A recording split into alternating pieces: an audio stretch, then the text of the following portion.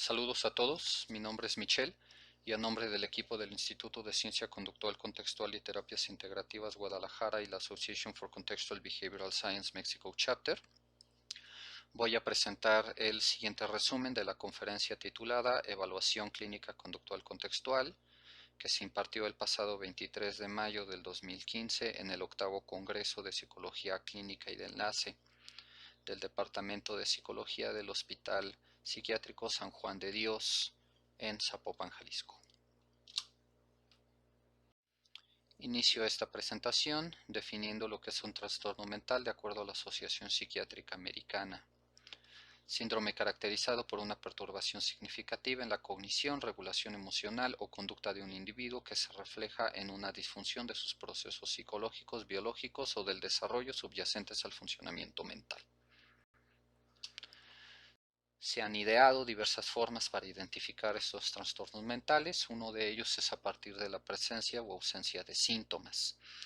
Esto es caracterizado por los manuales diagnósticos como el DSM-5 o la CIE-10, que han sido criticados por poseer puntos de corte y criterios arbitrarios para distinguir lo que sería la salud de la enfermedad, la normalidad de la anormalidad o para definir categorías de trastornos mentales. Se cree que esta forma de diagnosticar es poco clara, tiene una validez científica cuestionable, representa diversos conflictos de intereses o problemas políticos o se basa en supuestos, perdón por la redundancia, cuestionables como el que son síntomas de una supuesta enfermedad latente. Se les ha criticado por ser poco útiles para el tratamiento e indiferentes para la etiología de los trastornos. Estas críticas se han llevado a cabo en la prensa mundial, las han hecho diversos colaboradores en el desarrollo del DSM-4 y el propio DSM-5, la Asociación Psicológica Americana, etc. Junto con estas críticas han venido soluciones que prácticamente tienen en común la propuesta de abandonar los enfoques diagnósticos tradicionales. Una propuesta popular es llamada el Research Domain Criteria Initiative, impulsada por el Instituto Nacional de Salud Mental en Estados Unidos, que pretende entender el trastorno mental como una enfermedad de los trastornos, como una enfermedad que representa un trastorno de los circuitos cerebrales, donde se supone que la disfunción de los circuitos cerebrales pudiera identificarse, pudiera diagnosticarse con las herramientas de la neurociencia clínica actual, como estudios de electrofisiología, neuroimagen funcional y diversos métodos de cuantificación conductual en vivo. El objetivo es identificar biomarcadores relacionados al aumento de los síntomas clínicos y que eventualmente pudieran proveer diversas líneas de tratamiento. Problemas.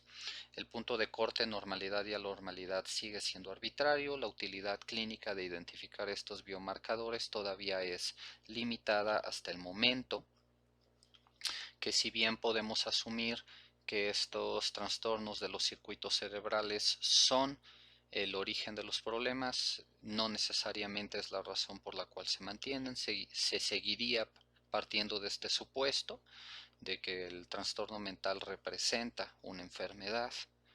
Y por otra parte, otra de las críticas es que pues no habría una explicación de diversos problemas subclínicos, como dificultades moderadas de aprendizaje, problemas familiares, etc.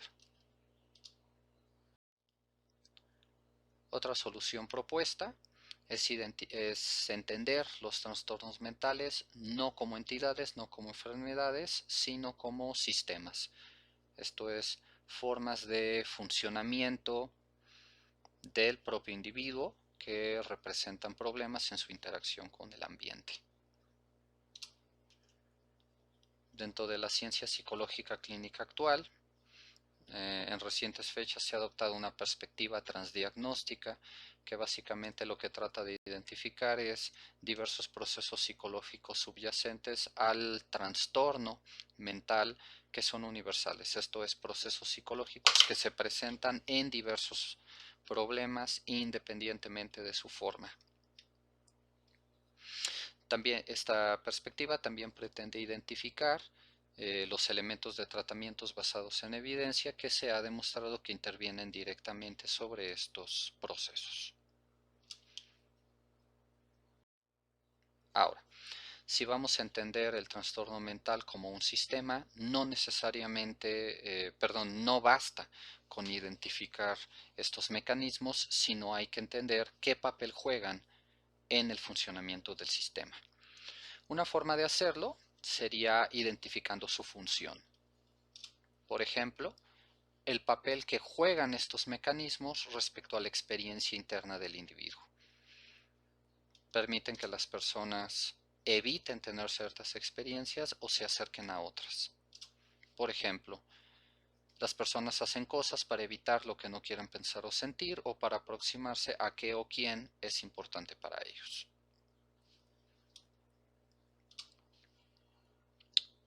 Por ejemplo, una persona que tiene temor a que su familia sea lastimada y que él sea responsable para ello, puede involucrarse en una serie de comportamientos compulsivos, como checar repetitivamente la puerta, llevar a sus hijos repetidamente al médico, llamar a su madre para checar que está bien a altas horas de la madrugada, etc.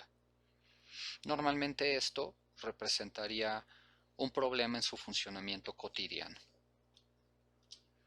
Supongamos que por otro lado la persona bien podría cuidar de la seguridad de su familia y si bien podría checar que cerró bien la puerta y llevar a sus hijos al médico o llamar a su madre para preguntar cómo está, pudiera hacerlo en menor frecuencia, con menor intensidad, en menor duración, en contextos que él mismo encuentre como más adecuados, etc. Ahora noten que en este momento el punto de corte que estamos eligiendo para distinguir lo que es deseable de lo que no es deseable está determinado por lo que la propia persona desea y no por un consenso entre expertos.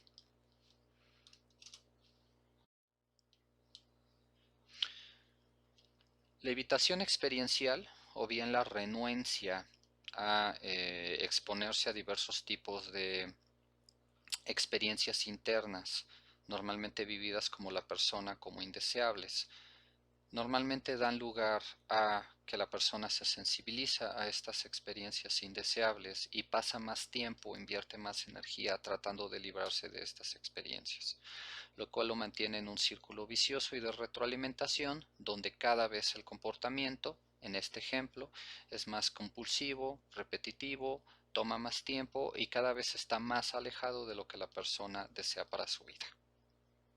Si podemos entender este ciclo, ya no solamente estamos identificando los síntomas y los mecanismos que subyacen a estos síntomas, sino el cómo funcionan para crear un ciclo de retroalimentación que los perpetúa.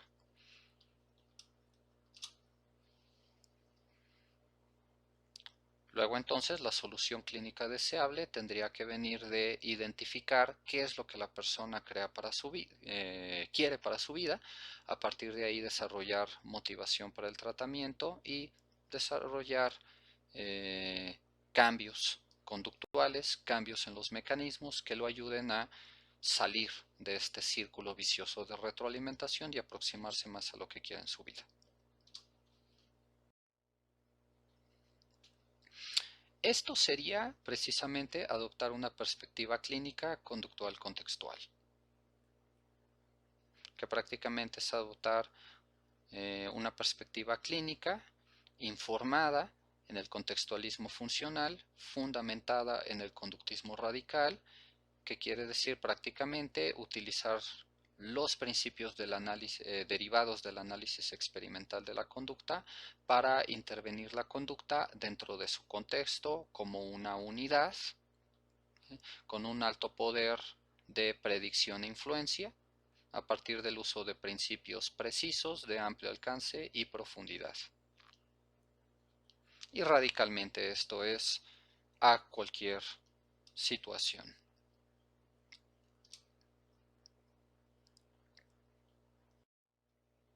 Otra forma de entender la ciencia conductual contextual es a partir de una metáfora. Digamos, si la ciencia conductual contextual fuera un árbol, se nutriría del contextualismo funcional.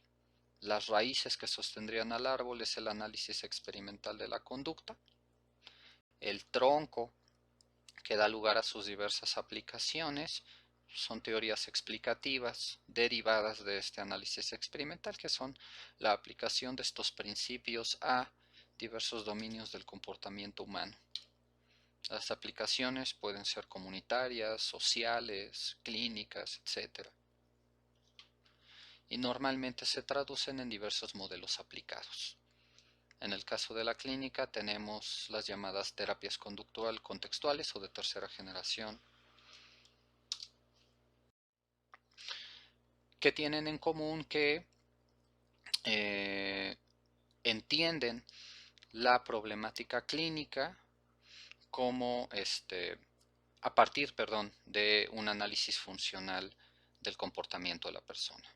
Esto es, se trata de identificar cuáles son las condiciones de vida de la persona, qué efecto tienen estas condiciones de vida sobre la cantidad de estresores o recompensas a las que la persona está accediendo, reforzadores o castigos si ustedes prefieren, cómo es que este balance impacta en la forma en la que la persona se siente, cómo es que la persona actúa respecto a la forma en la que se siente y cuál es el impacto que tienen estas acciones para mantener estos balances, castigos, recompensas. Esto es cómo es que las acciones de la persona contribuyen a mantener este ciclo o a corregirlo. Para identificar estos patrones, pues normalmente nos basamos en entrevistas, cuestionarios, la observación directa o, si es posible, el análisis experimental de la conducta. Esto permite formular un caso, que es identificar lo que la persona desea para su vida y lo que hace, tendría o ha hecho para acercarse a ello, lo que la persona no desea para su vida y lo que hace para evitarlo. Los factores mantenedores son las situaciones en las cuales estos conflictos ocurren, y bien, esto permite desarrollar un plan de tratamiento, en el cual el propio comportamiento del terapeuta es importante. También es importante, dentro de una formulación de caso, identificar qué de lo que hace el terapeuta aleja al consultante o paciente del logro de sus objetivos, o bien puede ayudar a acercarlo.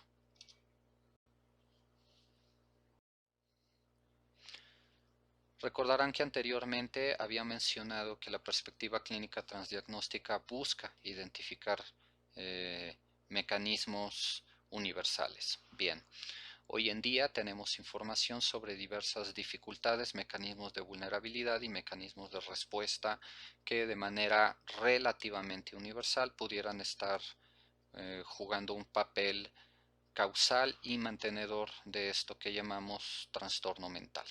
Por ejemplo, sabemos que cuando las personas tienen dificultades para regular la excitación y control inhibitorio, dificultades en su funcionamiento ejecutivo, procesamiento, almacenamiento, recuperación de información, regulación emocional o regulación del sueño, normalmente tienden a mostrarse indispuestos para experimentar diversos tipos de malestar, tienden a adoptar una orientación negativa hacia los problemas, sobreestimar el riesgo y su propia responsabilidad sobre las situaciones problemáticas, se vuelven muy sensibles a la ansiedad, tienden a experimentar descontrol y a intolerarse ante esta experiencia de descontrol, o bien a tener impulsos o necesidades de hacer las cosas perfectas o en mayor control. Esto normalmente resulta en diversas acciones de evitación, escape, seguridad, chequeo o compulsiones, diversas estrategias de control, supresión cognitiva, inhibición emocional, etcétera, que pues llevan a mayores dificultades de la regulación emocional, del funcionamiento ejecutivo, del sueño, que dan lugar a mayor intolerancia y por lo tanto a mayores acciones de evitación y generan pues estos ciclos, ¿no?, de mantenimiento que ya habíamos mencionado. Este es un ejemplo una persona con un trastorno límite de la personalidad, que pudiera diagnosticarse con un trastorno límite de la personalidad, si entendemos su problema como un sistema, tenemos que ante una situación, cambio de residencia, sobrecarga laboral del esposo, visitas de los suegros en casa y exámenes finales, tenderá a experimentar gran cantidad de estrés y por lo tanto a ser más impulsivo, rígido, tener dificultades de pensamiento lógico, sobrevalorar el riesgo, estar irritable o tener insomnio en mayor medida de lo usual. ¿Sí? Ante estas experiencias, la persona está más renuente a experimentar temor a ser abandonada, que las personas puedan dañarle, perder el control, tener necesidad de cumplir con sus tareas domésticas y académicas a la perfección, las cuales se enfrenta con demandas de afecto al esposo, limpiando compulsivamente la casa, checando obsesivamente por la presencia de errores en sus tareas escolares, consumiendo marihuana y alcohol para tranquilizarse o preocupándose obsesivamente sobre el futuro y conspiraciones que las demás personas hagan respecto a ella. Desde una perspectiva clínica conductual, identificar lo que la persona desea para su vida, ayudar a la persona a convivir con estas experiencias y desarrollar cambios en su comportamiento le ayudarían a acercarse al tipo de vida que pretende vivir. Bueno, eso sería todo. Les agradezco muchísimo por su atención. Espero que la presentación haya resultado útil. A nombre del equipo clínico del Instituto de Ciencia Conductual Contextual y Terapias Integrativas de Guadalajara y la Association for Contextual Behavioral Science Mexico Chapter, les doy las gracias. Y nada, pues hasta la próxima. Ahí hay algunos enlaces, algunas páginas de internet interesantes y pues algunas de las referencias que resultaría más importante checar eh, sobre a partir de las cuales se desarrolló la presente ponencia. Gracias.